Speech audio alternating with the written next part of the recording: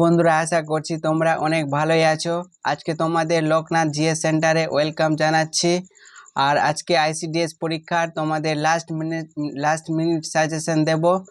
আর এই last minute সাজেশনে তোমাদের জন্য 30টা প্রশ্ন নিয়ে এসেছি। আর এই 30টা প্রশ্ন হচ্ছে খুবই গুরুত্বপূর্ণ প্রশ্ন।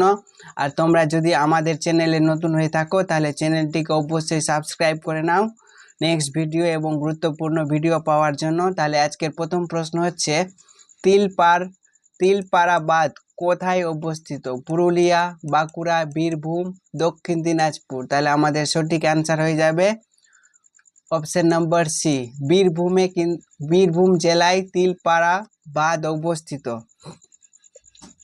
নেক্সট কোশ্চেন হচ্ছে, তিলপাড়া বাঁধ কোন নদীর উপর অবস্থিত?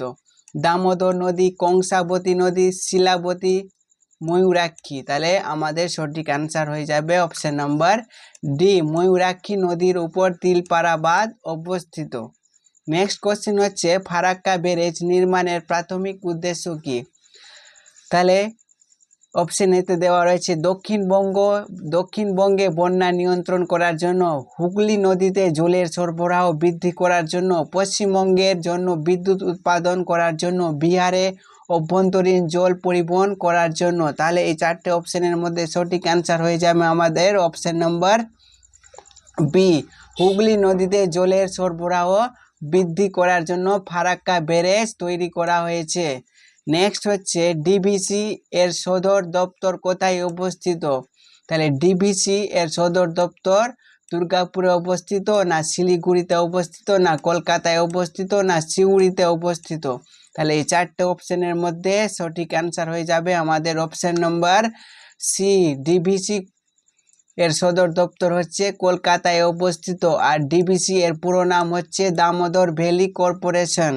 তাহলে কি বললাম? ডিভিসি এর পুরো নাম দামোদর ভ্যালি কর্পোরেশন। এই প্রশ্নটাও কিন্তু তোমরা সাথে সাথে মনে রাখবে। নেক্সট কোশ্চেন হচ্ছে, কোন নদী কোচবিহার ও জলপাইগুড়ির মধ্যে সীমানা তৈরি করে?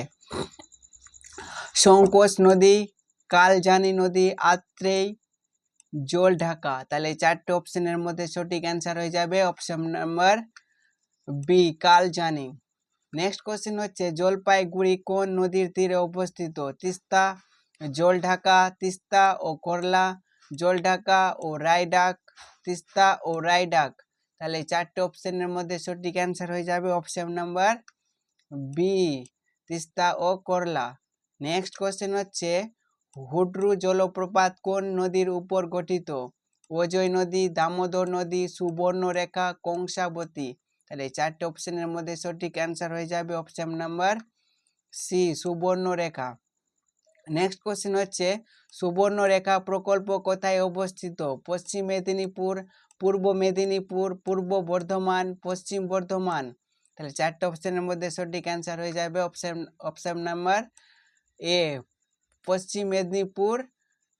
পশ্চিম মেদিনীপুরে সুবর্ণরেখা প্রকল্প অবস্থিত। নেক্সট হচ্ছে, তিস্তা নদীর পশ্চিমাংশ কি নামে পরিচিত? অপশন এতে দেওয়া রয়েছে তোরাই, অপশন বিতে দেওয়া রয়েছে ডুয়ার্স, অপশন সিতে দেওয়া রয়েছে তাল, অপশন ডিতে দেওয়া রয়েছে দিয়ারা। তাহলে এই চারটে অপশনের সঠিক অ্যান্সার হয়ে যাবে অপশন নাম্বার এ, তোরাই। নেক্সট হচ্ছে, তিস্তা নদীর পূর্বাংশ কি নামে পরিচিত? তোরাই, ডুয়ার্স, তাল, দিয়ারা। তাহলে সঠিক অ্যান্সার হয়ে যাবে option B, Dooars. Next question হচ্ছে, নিম্নের কোন ডেমাকে কানাডা ড্যাম বলে? Panchet dam, Mukutmanipur dam, Maithon dam, Massanjore dam. তাহলে চারটে অপশনের মধ্যে সঠিক অ্যান্সার হয়ে যাবে option number D, Massanjore dam. Next question হচ্ছে, মেসেঞ্জর ড্যাম কোন নদীর উপর অবস্থিত? তিস্তা, জলঢাকা, ময়ূরাক্ষী, মহানন্দা। তাহলে সঠিক অ্যান্সার হয়ে যাবে ময়ূরাক্ষী। নেক্সট হচ্ছে, পশ্চিমবঙ্গের গঙ্গার উত্তরের অঞ্চলে কি নামে পরিচিত? তোরাই, ভাবর, বরেন্দ্রভূমি, খাদর। তাহলে সঠিক অ্যান্সার হয়ে যাবে অপশন নাম্বার সি, বরেন্দ্রভূমি। নেক্সট হচ্ছে, কোন মৃত্তিকার সাথে ভাঙর ও খাদর শব্দ জড়িত? শুষ্ক মাটি, পলি মাটি, লেটেরাইট মাটি, পার্বত্য মাটি। তাহলে অ্যান্সার হয়ে যাবে পলি মাটি। নেক্সট হচ্ছে রামচন্দ্রপুর বাঁধ। রামচন্দ্রপুর বাঁধ কোন জেলায় অবস্থিত?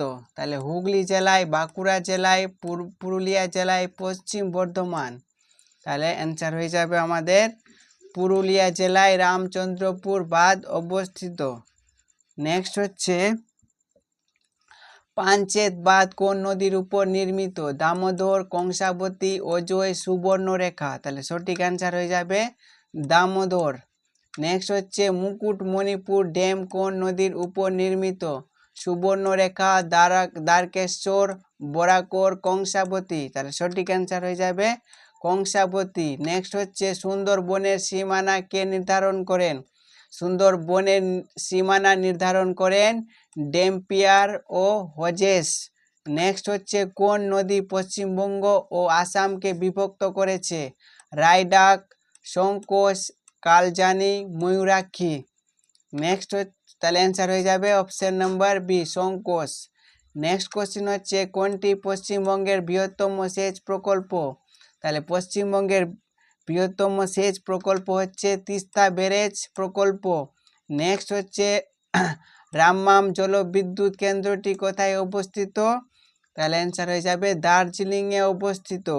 নেক্সট কোশ্চেন হচ্ছে পুনর্ভা ও আত্রাই কোন নদীর শাখা নদী? তোরসা, তিস্তা, জলঢাকা, রায়ডাক। তাহলে অ্যান্সার হয়ে যাবে তিস্তা। নেক্সট কোশ্চেন হচ্ছে মাইথন বাঁধ কোন নদীর উপর নির্মিত? মাইথন বাঁধ হচ্ছে বরাকর নদীর উপর নির্মিত।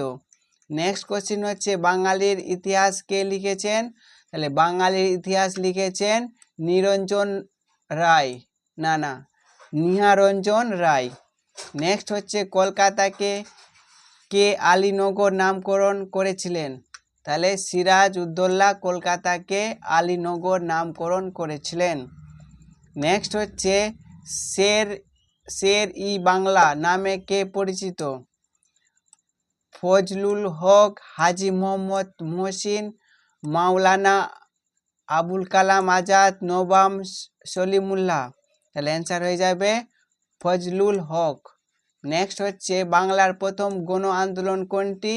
বৈষ্ণব আন্দোলন, ওয়াহাবি আন্দোলন, ফরাজি আন্দোলন, ব্রাহ্ম আন্দোলন। তাহলে অ্যান্সার হয়ে যাবে বৈষ্ণব আন্দোলন।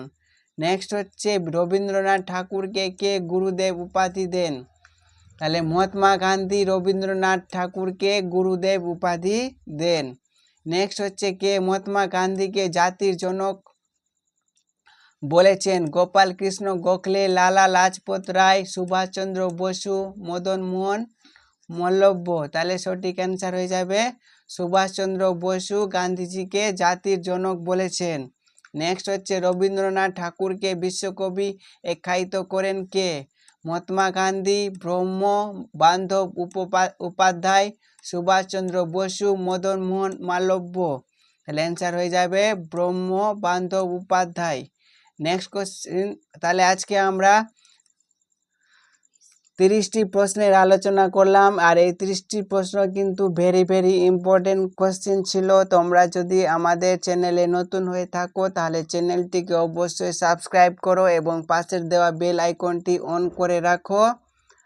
আর তোমাদের যদি ভিডিওটা কাজে লাগে তাহলে বন্ধুদের বান্ধবদের শেয়ার করো।